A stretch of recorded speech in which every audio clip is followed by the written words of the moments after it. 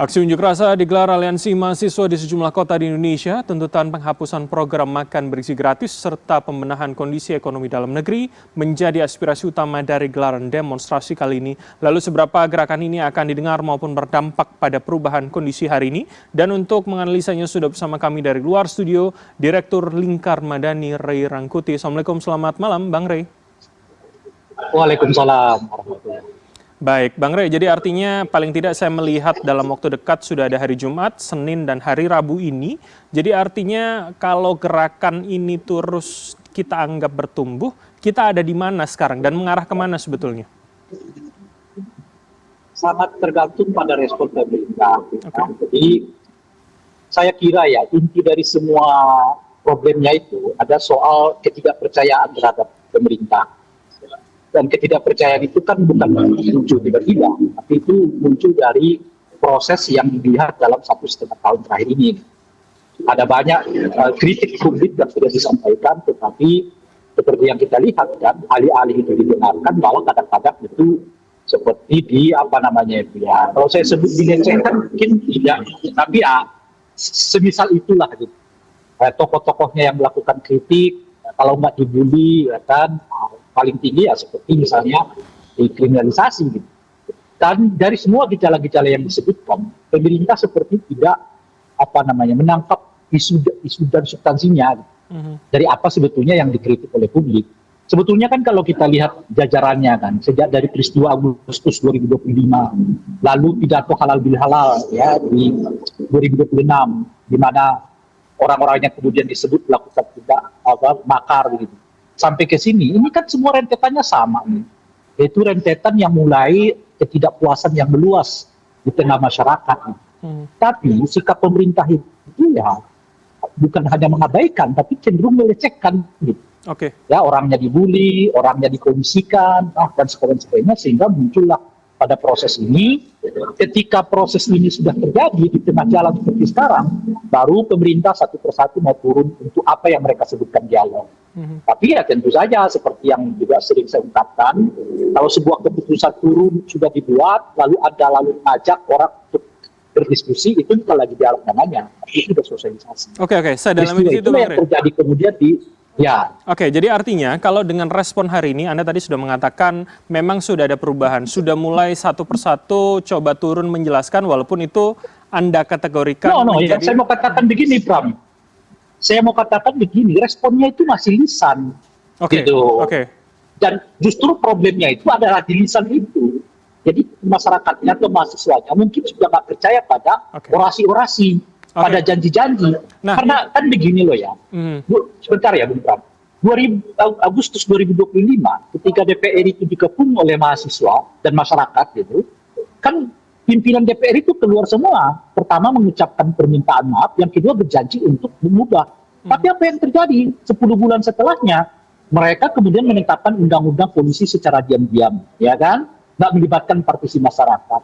Mereka membiarkan TNI terlibat di luar 16 ketentuan yang sudah ditentukan oleh undang-undang. Mereka nggak melakukan koreksi. Padahal mereka ngotot sekali dulu untuk mengatakan bahwa ini akan dibuat ketat gitu. Mereka tidak menyelesaikan juga undang-undang perampasan aset. Mereka tidak melakukan revisi undang-undang pemilu gitu. Jadi lisan semua ternyata gitu. Nah ini sekarang mengimbas menurut saya pemerintah.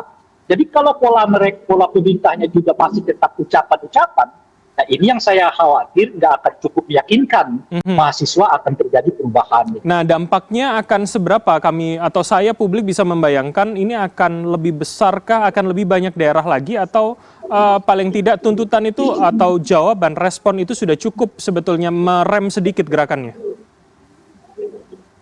Saya kira harus ada action yang betul-betul memperlihatkan bahwa pemerintah itu berubah.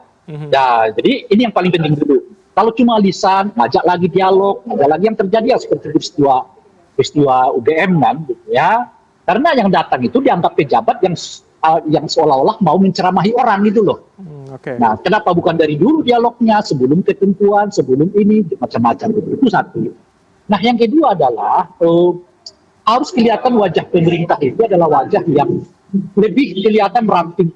Nah sekarang kan pola pemerintah kita itu, atau forest president kita, justru mau menambah sebanyak mungkin orang masuk di dalam lingkaran kekuasaannya. Tambah lagi ini, tambah lagi itu, tambah lagi ini, tambah lagi. Jadi orang melihat dari secara bertolak belakang. Di satu segi Presiden mengkampanyekan soal pentingnya efisiensi dalam pemerintahan, tapi saat yang bersamaan, ya kan, pemerintah terus menarik banyak orang untuk masuk ke dalam pemerintahan, termasuk tentu saja ya jor-joran di MBG, jor-joran di Koperasi Desa Merah Putih ya, dan sebagainya itu. Gitu. Jadi ada antara lisan dengan apa yang dilihat oleh publik di lapangan itu tidak berkesesuaian. Oke, jadi indikatornya apa yang kemudian bisa disebut sebagai langkah pembenahan secara konkret? Apakah soal MBG, apakah KDMP, atau Anda katakan tadi yang soal rekrut besar-besaran tadi, Bang?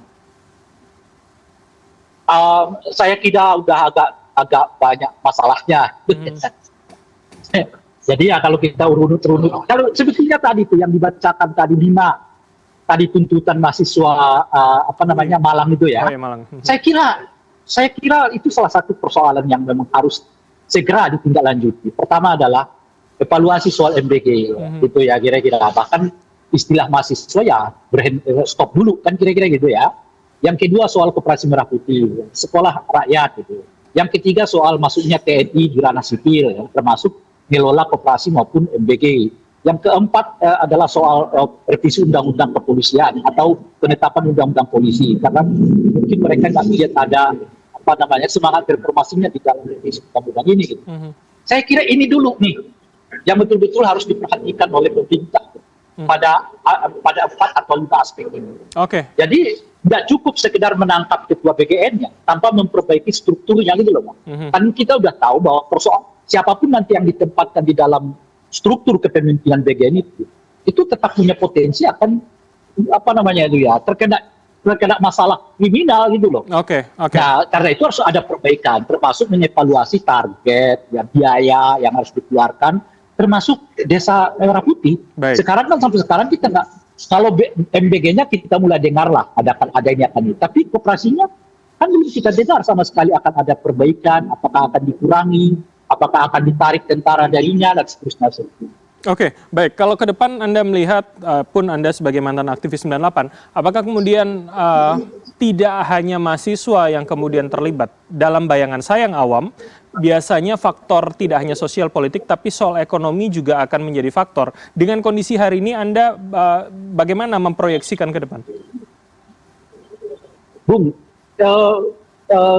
kalau kita lihat pergantian kekuasaan tidak melalui pemilu di Indonesia, umumnya itu dimulai dari krisis politik ya, bukan krisis ekonomi. Krisis ekonomi itu kemudian penguatnya, penunjangnya. Gitu. Jadi Soeharto dijatuhkan atau didesak mundur saat itu karena ketidakpercayaan politik ke awalnya, khususnya setelah pemilu tahun 97, justru di mana Golkar saat itu meraih suara terbanyak dalam sejarah pemilu, seingat saya hampir 82-83%, seingat saya kalau saya nggak silap ya. Tapi justru di puncak itulah ya kejatuhan Pak Harto. Kenapa? Karena sudah politiknya udah krisis gitu. Orang melihat pemilunya begini, ini, kemudian anaknya diangkat sebagai menteri sosial ya, dan seterusnya itu. Maka muncullah istilah KKN, revisi undang-undang politik gitu ya, harga murah, pendidikan murah dan seterusnya gitu. Ekonomi itu kemudian sampai muncullah tahun 98 kita krisis, lalu Pak Harto diangkat sering. Kalau saya lihat gejala yang sekarang juga terjadi seperti itu, diawali oleh krisis politik. Orang mulai tidak terlalu yakin pada produk-produk legislasi di DPR yang tertutup, yang tidak melibatkan partisipasi publik, ya. Sekarang mulai pindah ke eksekutif.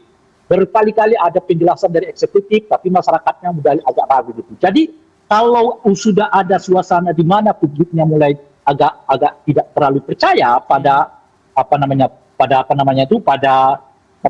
pemerintah lah umumnya gitu ya, lalu ditimpa oleh krisis ekonomi, saat yang bersamaan tindakan represif terjadi, yaitu penangkapan di sana, penangkapan di sini ya, polisi di sana, polisi di sini, dan seterusnya, itu termasuk melibatkan TNI ke lapangan, ya ini akan sulit untuk diprediksi akan berakhir atau sebaliknya gitu. Oke, baik. Kita akan lihat ke depannya seperti apa. Terima kasih atas waktu Anda, Bang Ray Rangkuti, Direktur Eksekutif Lingkar Madani telah bergabung sama kami. Selamat malam, sehat selalu. Sama-sama, Bung. Ya.